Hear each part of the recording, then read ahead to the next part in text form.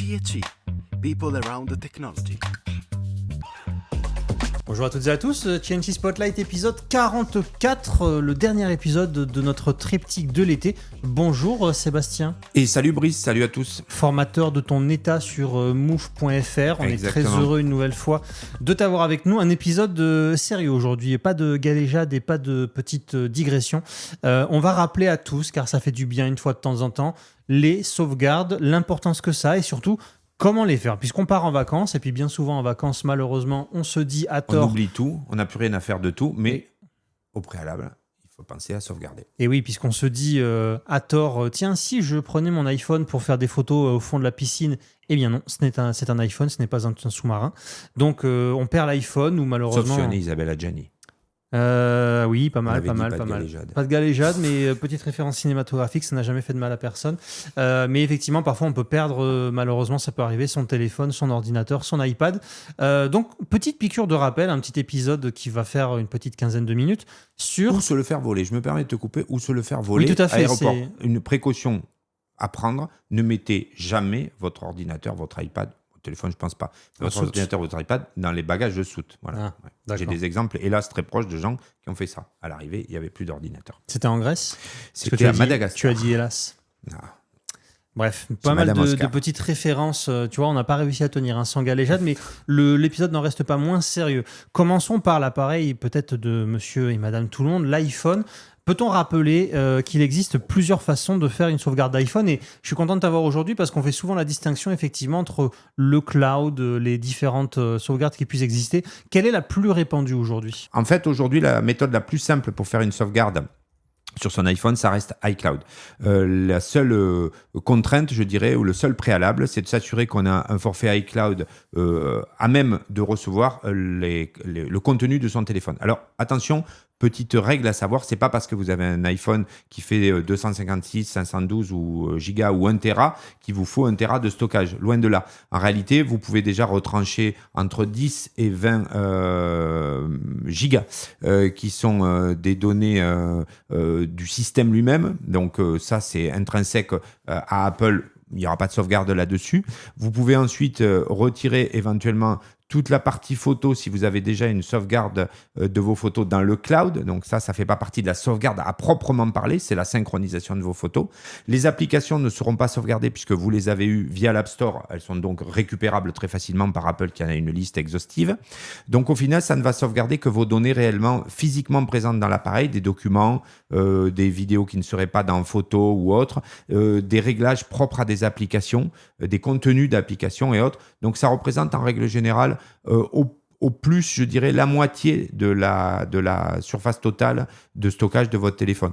Donc, par exemple, avec un abonnement iCloud de 50 gigas, si vous vivez seul, ou de 200 gigas, vous pouvez déjà largement sauvegarder un iPhone. Donc la manipulation, la procédure la plus simple, c'est d'aller dans son iPhone, tout On va simplement. dans Réglages. Dans Réglages. On va sur son nom en haut, on va sur iCloud, puis on va dans Sauvegarde iCloud et on s'assure que la sauvegarde se fasse. Je rappelle le préalable, il faut simplement d'une part que le Wi-Fi soit activé et que votre téléphone soit en charge. C'est-à-dire que la nuit, typiquement, quand vous ne vous servez pas du téléphone, vous le posez sur un galet de charge ou vous branchez un câble de charge à votre appareil. Alors on parle d'une station de recharge, hein, c'est pas un vrai galet comme à la plage. Oui, exactement.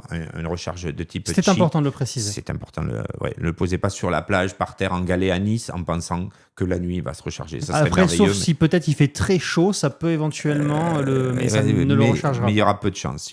Donc finalement, vous le mettez sur son socle de charge ou avec un câble et vous le reliez à un réseau Wi-Fi. Alors vous allez me dire, il est relié chez vous, oui.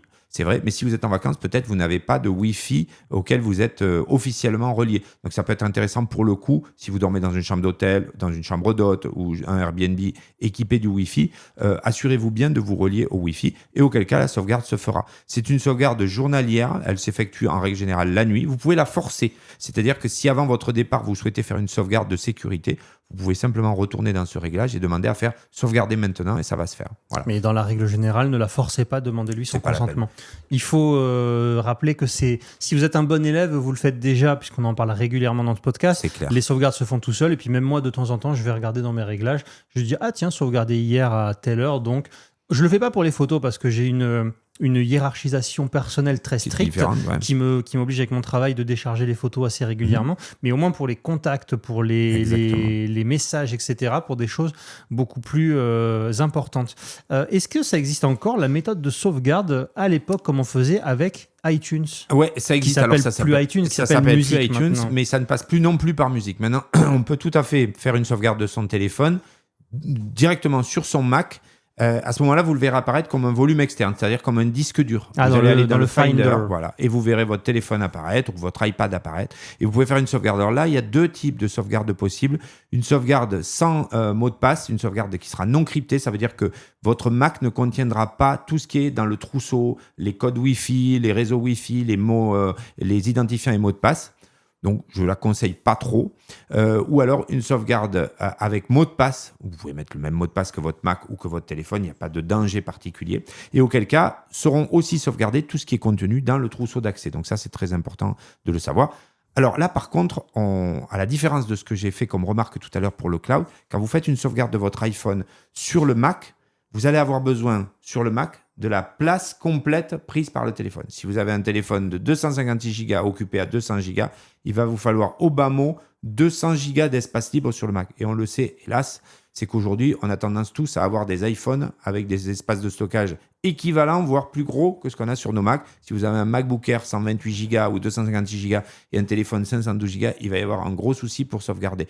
Vous pourriez éventuellement sauvegarder sur un disque externe, mais on va quand même conseiller aux gens d'utiliser plutôt le cloud. Mais si jamais vous devez faire un changement rapide de téléphone ou vous assurer d'avoir une sauvegarde physique accessible, la possibilité de le faire sur le Mac est toujours présente. C'est vrai que quand on avait... C'est pas une époque si vieille, mais quand étaient sortis les iPhone 4, il y avait, je crois, 4... 16, 32, 64. Hein. Et C'est- c'était des beaux quand vous pouviez vous offrir Ah non, un mais c'était 64 magnifique à gigas. l'époque, mais quand on dit ça aujourd'hui, Ouais. on rigole. On a se commencé dit, avec un iPhone 8 gigas. 8 gigas. Et Il y avait 4, je crois, non? et je crois que les premiers mois de commercialisation, il y a eu un 4. C'est fou quand même. Mais même quand à l'époque Steve Jobs présente le premier iPod avec 1000 chansons dans votre poche, aujourd'hui 1000 chansons, tu vois, j'ai ouvert mon application musique dessus, moi j'en ai 746 pour 6,74 gigas. Ouais. Mais à l'époque tu faisais 1000 chansons dans... Les gens étaient comme des dingues. C'était fabuleux. On vit une très belle période quand même d'évolution technologique C'est extrêmement pas faux. rapide. Donc, vous avez toutes les clés pour sauvegarder votre iPhone. Est-ce qu'il y a besoin vraiment de parler de l'iPad puisque ça va fonctionner exactement de la même Ça façon? fonctionne exactement sur le même principe, soit via le cloud, soit via éventuellement l'apport pas d'un disque externe, mais d'un Mac sur lequel vous allez pouvoir venir sauvegarder votre appareil. Alors justement, pour les sauvegardes sur Mac, ça ne fonctionne pas pareil. Et là aussi, c'est bon de faire un rappel. Et nous allons sortir ce magnifique petit Disque SSD dur, SSD, externe Solid State Drive, voilà, qu'on avait disque déjà externe. parlé, qui est de chez nos amis de la SCI. Je le montre un petit peu partout, mais vous le connaissez. Alors là, pour le coup, on avait parlé dans un ancien épisode d'une batterie externe qui pesait son poids. Là, on est vraiment sur de la légèreté. Il y a Je plus le de porte poids tel. d'emballage et de protection Oui, que de poids du exactement. disque lui-même. C'est une Exactement. puce. Hein. Aujourd'hui, le disque, c'est une puce. C'est plus des disques à plateau avec un emballage extrêmement lourd et conséquent pour protéger le tout. Là, on est sur en plus un modèle qui est marinisé et protégé. Ça veut dire qu'il peut Marinisé, tomber. c'est-à-dire Marinisé, ça veut dire qu'il peut supporter une immersion ou des éclaboussures. Voilà. Ah, il a Donc, été mis au bain-marie. quoi. Voilà, exactement. Et donc, ça, c'est vraiment un disque avec lequel vous êtes tranquille pour faire vos sauvegardes.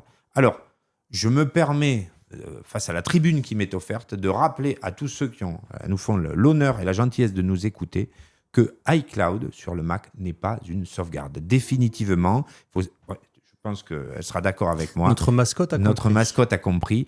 iCloud, ça n'est pas une sauvegarde, c'est un outil de synchronisation. Alors vous allez dire, mais attendez, il y a 2 minutes, vous venez de nous dire qu'on sauvegardait nos iPhones sur le cloud. Mais Sébastien, il y a 2 minutes, vous venez de nous dire que vous sauvegardez nos iPhones sur le cloud. Tout à fait, Brice.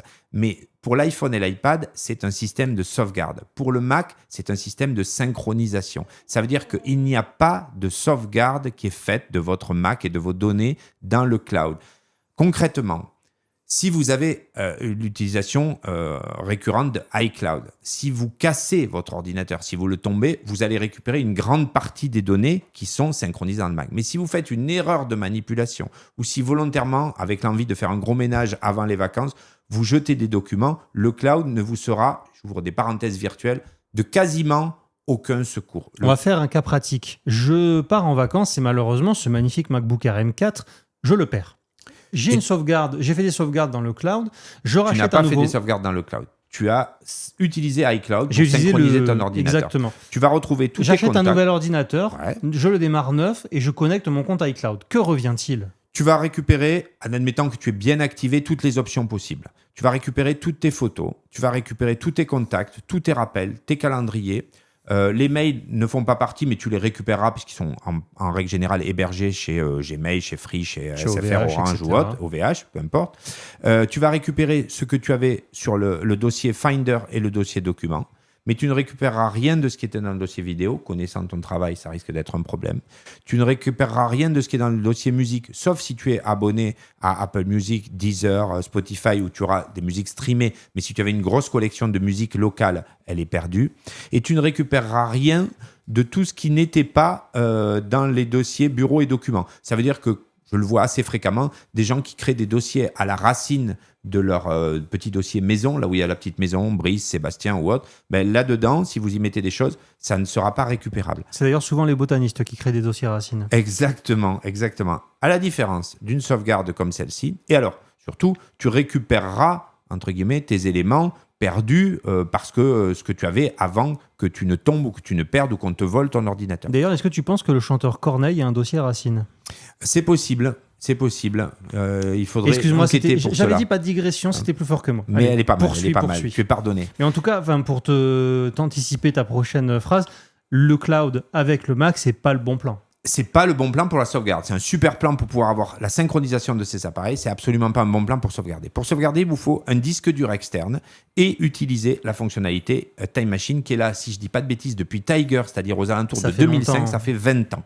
Et il n'y a rien à faire. Vous connectez le disque que vous dédiez Il à y a la quelque sauvegarde. chose à faire la première fois. Exactement. Vous allez devoir... Alors, si vous n'avez jamais fait de sauvegarde sur cet ordinateur, dès que vous allez connecter un disque en mesure de faire une sauvegarde, il va vous proposer de dédier ce disque à la sauvegarde.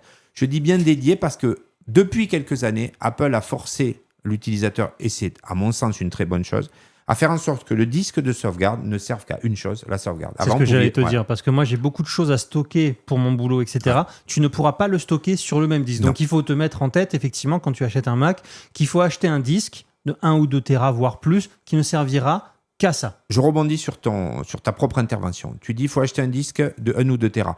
Quelle est la taille de disque dont vous avez besoin pour faire une sauvegarde? C'est très simple. Vous devez tabler toujours sur 2 fois la taille de votre disque interne minimum. D'accord. C'est-à-dire si vous avez un ordinateur de 256 Go, à minima, vous n'en trouverez plus beaucoup, mais vous achetez un disque de 500. 1 Tera, c'est encore mieux. Si vous avez un disque interne sur votre ordinateur de 1 Tera de capacité, il vous faut acheter un disque de sauvegarde, dans ce cas-là, de 2 Tera ou de 3 Tera ou de 4 Tera. Vous n'êtes évidemment pas obligé, surtout sur des machines de bureau, d'acheter des disques SSD qui, sur ces capacités, restent encore un peu onéreux. Vous pouvez tout à fait partir sur des disques à plateau classique 3,5 pouces. Vous avez aujourd'hui des disques de 16 ou 32 Tera pour quelques centaines d'euros. Ça veut dire que vous avez de quoi voir venir. Et c'est des disques qui, à la maison, ne souffriront pas. Sur un environnement mobile, si vous êtes beaucoup en déplacement, que vous utilisez un ordinateur portable, je vous conseille évidemment plutôt un disque comme ceci, qui est ce qu'on appelle un disque durci, qui est capable de résister au choc, on l'a dit tout à l'heure, aux intempéries et autres. Donc ça, c'est plutôt pas mal. Et au feu, ça veut dire que si le disque est soumis à des fortes contraintes, à de la chaleur intense dans un véhicule ou autre, il tiendra quand même mieux le choc. Donc une fois que ce disque est paramétré pour faire la sauvegarde Time Machine, votre travail se borne tout simplement à connecter le câble de l'ordinateur au disque dur et c'est tout. Tout le monde me dit, mais après, C'est je fastidieux vais où quand pour même, hein. enregistrer? Vous n'allez nulle part. Time Machine fonctionne tout seul. C'est-à-dire quand on lui a dit, tu sauvegardes là-dessus, vous mettez le câble de l'ordinateur au disque, c'est terminé. Vous laissez faire. Et alors la question récurrente, mais comment je sais que c'est fait? Vous allez sur le petit menu Time Machine en haut de votre écran, on vous mettra une petite capture, vous allez la voir ici ou là, je ne sais plus, en incrustation. Et vous verrez que vous avez une petite flèche qui se mord la queue. Et à côté, en dessous, quand vous cliquez dessus, vous aurez l'heure. Il y aura écrit « Dernière sauvegarde le 12 juillet à 14h30 ». Ça veut dire que la sauvegarde, s'il est 14h32, elle est finie. S'il est en cours, vous aurez un petit pourcentage. Vous attendez les 100% et vous pouvez d'abord jeter le disque à la corbeille ou l'éjecter correctement avec un clic droit. Alors, tu dis ça en montrant ce disque-là. Vous Oui, ne jetez vous pas jetez ce pas. disque-là à la corbeille. Attention. J'espère qu'on en est déjà à un niveau supérieur chez nos auditeurs, je n'en doute pas. Vous éjectez le disque de votre appareil et ensuite vous le débranchez. N'arrachez jamais les disques durs ou les clés USB directement sans les avoir au préalable éjectés de votre Ah bon, appareil. même quand il n'y a plus d'action en cours? Même quand il n'y a plus d'action en cours, il ne faut Parce jamais... que la vie est courte, moi des fois je n'ai pas le temps. Non, Si j'ai ne un faites transfert pas en ça. cours, je ne le fais pas. Mais... Ne faites pas ça. N'enlevez pas des appareils connectés à votre Mac sans les avoir éjectés au préalable. Et ce disque ne voyage évidemment pas avec cet ordinateur. C'est le principe de la sauvegarde. Sinon, si vous on perd partez en tout en même voyage temps, et que évidemment. vous ayez les deux choses dans le même sac, Tout à vous fait. avez tout perdu. Donc, si vous prenez votre Mac en vacances, la sauvegarde reste à domicile. Et si vous gardez le Mac à la maison, la sauvegarde, vous ne peut-être pas la prendre en vacances, vous la confiez à un voisin, vous la confiez à un ami, à la famille, ou vous la planquez quelque part, où vous serez tranquille et vous saurez que si le Mac venait à disparaître, quelle qu'en soit la nature, un vol, une intempérie, une explosion, je ne sais quoi, la foudre des criquets, vous aurez toujours la possibilité de récupérer votre disque de sauvegarde. Et alors, imaginons. Alors, je profite d'ailleurs, avant ma question, de faire un. On avait parlé dans un épisode spécial LaCie de la capacité du service que propose LaCie quand vous achetez un disque chez Shenchi, du service Data Rescue. Donc, même évidemment, si votre disque est endommagé, vous pouvez passer par LaCie sur une Exactement. garantie. On vous renvoie à cet épisode qu'on vous met dans la description de celui-ci. Mais j'allais te dire, si par exemple, je suis un homme extrêmement malchanceux, ce qui est un peu le cas dans ma vie parfois, je me fais voler mon Mac en vacances, je rentre chez moi et je me suis fait cambrioler aussi. Ouais. Est-ce que j'ai quand même une sauvegarde, une possibilité avant mes vacances de faire une sauvegarde qui va être un petit peu à l'image de l'iPhone, tout dans le cloud, Ouais, et quid du iCloud Drive que moi je vois souvent sur le Mac et que j'ose pas toucher, on sait pas trop comment faire. Comment ça se passe? iCloud Drive ne sera d'aucun secours en termes de sauvegarde de votre Mac. Ça sert à quoi iCloud Drive? iCloud Drive, c'est simplement la version visible du cloud. Voilà. C'est la version sous forme de disque dur virtuel du cloud. D'accord, Voilà. c'est juste ton cloud sur ton ordinateur Exactement. à disposition. C'est Très le bien. cloud qui est hébergé chez Apple que tu vois sur ton ordinateur. Par contre, il existe une forme de iCloud pour les Mac. C'est un service d'origine américaine qui s'appelle Backblaze et qui est un service payant qui coûte, je crois, on vous mettra dans la description le lien bien évidemment pour souscrire et le tarif. Je crois que c'est aux alentours de 80 € par an. Et c'est pas très cher. Ce qui n'est pas très très cher pour une sauvegarde. Perdre ces données coûte beaucoup plus cher. Et qui vous permet en fait de faire exactement l'équivalent d'une sauvegarde iCloud du téléphone, mais pour votre Mac. Vous installez une petite application sur votre ordinateur et votre ordinateur est automatiquement relié au serveur de Backblaze et va continuellement, dès lors que vous ne sollicitez pas votre machine, faire une sauvegarde intégrale et incrémentale. Ça veut dire que comme pour la sauvegarde, je n'en ai pas parlé tout à l'heure, mais quand vous faites des sauvegardes sur le disque dur avec Time Machine, vous ne faites pas une sauvegarde juste du jour J, vous faites une sauvegarde du jour J et du jour J -1, -2, -3 et ainsi de suite. Plus votre disque est grand et plus vous allez avoir la capacité à revenir en arrière. Ça veut dire qu'on peut se servir de sa sauvegarde en cas de vol, de perte de données, mais on peut s'en servir au quotidien pour revenir sur un document que l'on a mis par mégarde à la poubelle ou un document sur lequel on a longuement travaillé et sur lequel on a eu des évolutions et on aimerait récupérer une version antérieure. On va pouvoir le faire. Ah, c'est Donc pratique, c'est ça. très, très, très intéressant. Et c'est pareil avec Backblaze. L'autre atout de Backblaze, c'est que si vous avez un gros pépin avec votre ordinateur, tu disais tout à l'heure, je rentre chez moi et puis on m'a cambriolé, j'ai plus mon ordinateur, l'assurance me rembourse très vite ou j'avance l'argent pour acheter un nouvel ordinateur, mais quid de mes données pour les récupérer rapidement? J'ai une connexion certes rapide, mais si vous avez 1 ou 2 téras de données, ça peut prendre évidemment plusieurs jours pour redescendre toutes les données. Vous pouvez simplement demander à Backblaze de vous envoyer un disque dur. Ils envoient ça par avion et vous récupérez toutes vos données sur le disque dur. Ça a un coût qui n'est pas très élevé et d'autant plus que vous récupérez la quasi-totalité du coût si vous restituez le disque dur en retour dans le mois qui suit. Donc, vous recevez un disque dur par la poste avec un service de livraison, pas forcément par la poste. Un petit peu comme fait LaCie avec son service Data Exactement, Rescue, exactement très comme poussé. Data Rescue. Sauf que là, vous allez recevoir la totalité des données de votre Mac sur un disque. Vous récupérez toutes ces données sur votre nouvel appareil et ensuite vous renvoyez le disque à Backblaze et vous serez remboursé de 80% de la somme. Donc ça, c'est quand même une solution géniale pour beaucoup d'utilisateurs qui tiennent à leurs données. Alors, ce qui est intéressant à savoir, c'est que quand vous utilisez Backblaze, vous payez par poste. Si vous avez un Mac, vous payez un abonnement. Mais ce qu'il faut savoir, c'est que si vous disposez de plusieurs disques durs externes, un disque dur avec beaucoup de musique, un disque dur avec beaucoup de photos, un disque dur avec des vidéos stockées, vous pouvez connecter tous ces disques durs à votre Mac. Ils seront eux-mêmes sauvegardés par Ah, Backblaze. c'est bien ça. Donc ça, c'est pas mal parce qu'il n'y a pas de limite de stockage. Vous avez une limite d'usage d'appareil. Donc, vous payez pour un Mac, vous payez pour 2 Macs, vous payez pour 3 Macs. Par contre, si vous avez beaucoup de disques durs, vous pouvez relier tout ça à votre Mac. Et si vous avez un Mac avec 4 Tera, l'option 4 Tera interne et plein de disques durs externes, vous pouvez sauvegarder l'ensemble de vos données. Donc, ça vous permet aussi d'avoir une archive de disques qui pourrait s'avérer dans le futur inopérant ou sur lequel vous avez une confiance moyenne parce qu'ils ont déjà donné des signes de faiblesse, vous vous empressez de les connecter à votre Mac et lors d'une sauvegarde de Backblaze, ils seront eux-mêmes sauvegardés. Et comme d'habitude avec toi Sébastien, on devait aborder les bases et puis on a appris encore plus de choses où vraiment on a été un petit peu plus... oui, c'est tout à fait le but. Voilà, c'est on le savoir. Exactement, on le rappelle, faites des sauvegardes, ce n'est pas une option quand vous devez payer la facture d'électricité, vous le faites dans l'instant. La sauvegarde c'est pareil, prenez 5 minutes étudiant, pour le faire. Professionnel ou autre. N'importe qui, même envoyez ce podcast à quelqu'un dans votre entourage qui peut-être n'a pas ce réflexe. Et malheureusement, je vais dire, mais on le voit, moi je le vois depuis des années dans nos SAV, dans les expériences clients qu'on a. On a énormément de clients qui viennent, effectivement. Il arrive malheur, ça c'est les aléas de la vie. Le Mac est cassé, comme on le disait tout à l'heure, ou il a pris l'eau ou quoi que ce soit. Et vous avez fait une sauvegarde? Non, voilà, c'est compliqué. Même nous, ça peut arriver, on nous amène des appareils en SAV. Pour un changement d'écran ou pour quelque chose, même l'ordinateur peut fonctionner de façon interne. Nous, ça peut nous arriver de devoir le réinitialiser pour des raisons de sécurité. Et en fait, nous ne sommes pas responsables de vos données puisque le responsable de vos données, c'est vous-même, puisque c'est des données qui vous appartiennent et c'est tout simplement une législation où on n'a pas le droit, évidemment, de regarder vos données. Donc, elles vous appartiennent, donc soyez-en responsables. Ça fait un petit peu père Fouettard comme discours, mais c'est vraiment extrêmement important pour que, voilà, dans un monde idéal, nous, on nous ramène des ordinateurs, on a juste à faire le changement de pièce et la sauvegarde ne se pose même pas au possesseur de l'appareil. Exactement, comme si vous faites voler ce qu'il y a dans votre voiture, eh bien c'est votre voiture. Donc voilà, je suis pas sûr de cette analogie, mais elle m'est venue comme ça. Donc écoute, ça sera le mot de la fin. Merci pour tout ce savoir et toutes ces belles informations précieuses, Sébastien. On est à l'épisode 44. Oui, tu voulais dire sur la sauvegarder. Faites des sauvegardes, sauvegardez.